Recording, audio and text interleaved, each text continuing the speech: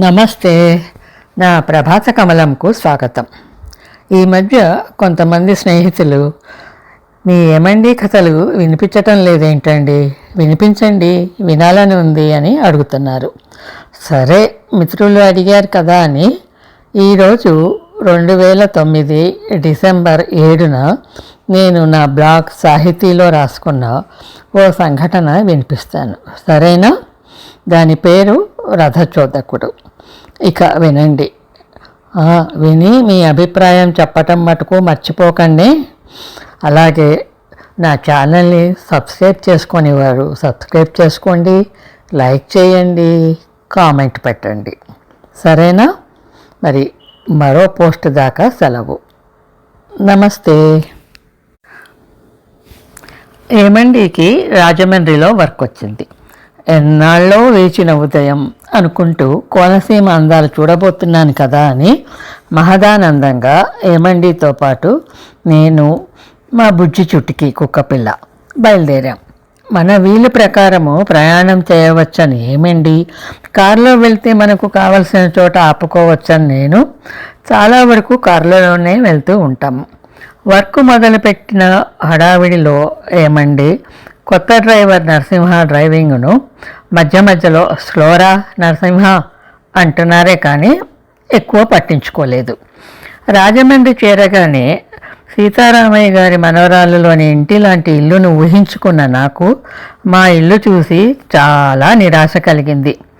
కానీ పోనీలే, గోదావరి అందాలకు దగ్గరగా ఉన్నాను కదా అని సంతోషించాను.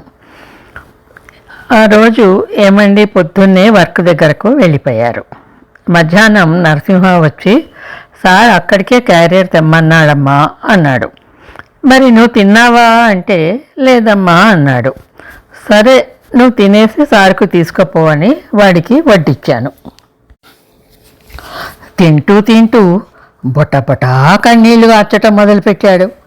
నాకు గాబరా వేసి, ఏమైంది నరసింహ అంటే, నువ్వు ఇట్లా అన్నం పెడుతుంటే మా అమ్మ యాదికొస్తోందమ్మా అని ఏడవటం మొదలుపెట్టాడు.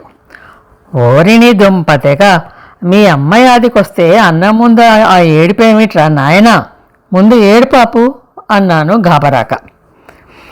ఇప్పుడేనమ్మా నేను మా అమ్మని వదిలి రావుడు, హైదరాబాదులో కొలువని చేరిన, సారేమో ఇంత దూరం తెచ్చిండు అని కాసేపు బాధపడి వెళ్ళాడు.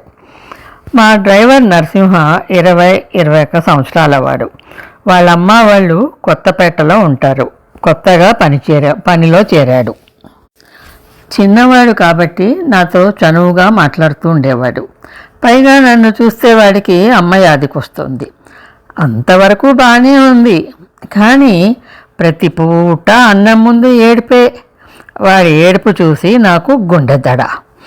తిరిగి వెళ్ళేటప్పుడు కొత్తపేటలో వాడికి తెలిసిన సీటు దగ్గర కొంచెం ధర తగ్గించి చీరిప్పిస్తానన్నాడు నాకు. దారిలో ఆలంపూర్లో మహిమగల తల్లి ఉంది, చూపిస్తానన్నాడు.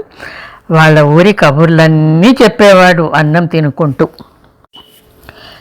ఇదేమిటో ఎంతో ఊహించుకొని రాజమండ్రి వచ్చి మా ఏమండి గారేమో పనిలో, నేనేమో ఈ నరసింహగాడితో కొత్తపేట ముచ్చట్లలో బిజీ అయ్యాం అని తెగ గింజుకున్నాను. అలా అలా 15 రోజులు గడిచాయి. ఈ లోపల ధవళేశ్వరం, కడియం, పట్టిసీమ వెళ్ళొచ్చాం. ఒక సాయంకాలము రాజమండ్రికి వెళ్ళి వస్తుండగా ఏమండి, నాకు కొంచెం హైదరాబాద్ వెళ్ళే పని ఉంది, ఒక్కరోజు పనే, నువ్వు ఇక్కడ ఉంటావా, హైదరాబాద్ వస్తావా, హైదరాబాద్ నుండి రాగానే చుట్టుపక్కల చూసొద్దాం అన్నారు. నేను ఇక్కడే ఉంటే ఆయన తిరిగి వస్తారు, నేను వెళ్తే మళ్ళీ వచ్చే అవకాశం తక్కువే అని నాలో నేను స్వాగతం అనుకొని, నేను ఇక్కడే ఉంటానులేండి, ఒక్కరోజేగా పర్వాలేదు, నరసింహ తోడుంటాడులేండి, మీరు ఇంకెవరన్నా డ్రైవర్ని తీసుకొని వెళ్ళండి అన్నాను.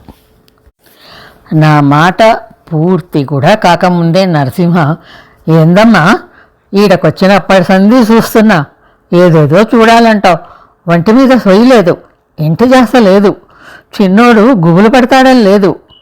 చిన్నోడంటే ఎవరో కాదులేండి, మా మనవడు. ఇంకెన్నాళ్ళుంటావు అని దులిపేశాడు. అంతే. నేను కానీ ఏమండి కానీ కిక్కురుమంటే ఒట్టు.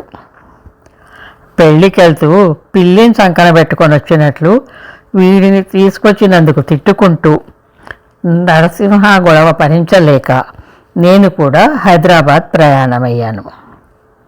ఇక ప్రయాణం మొదలైనప్పటి నుంచి నరసింహ స్లోరా, నరసింహ స్లోరా, ఏమండి ఎంత మొత్తుకుంటున్నా బేఫికర్గా మమ్మల్ని గాలిలో తేలియాలించాడు. పైగా ఏంది సారు గా ఎడ్ల బండిలో దూలమంటావా అని దబాయింపు. అట్లాగే ఆలంపూర్లో మహిమగల తల్లిని చూపించాడు. కొత్తపేటలో సేట్ దుకాణానికి తీసుకుపోయినాడు. అయినా అదేంటో ఇక కొత్తపేటలో ఏమండి వాడిని దిగమని వెనక కూర్చోమని ఆయన డ్రైవింగ్ తీసుకున్నారు. వెనక సీట్లో ఒక్కడే కాలు మీద కాలేసుకొని వెనక వైపు 2 చేతులు బార్లా చాపుకొని దర్జాగా కూర్చొని, ఏంది సారు నువ్వేమన్నా చిన్నగా తోలుతున్నావా, వెనక కూర్చుంటే గట్లనే అనిపిస్తుంది అని నస మొదలుపెట్టాడు. వరై ఇట్లా మాట్లాడావంటే నిన్ను దింపేస్తా, ఏ లారీలోనో రా అని. ఏమండి ఏంది నేను లారీలో రావాలా అని వాడు.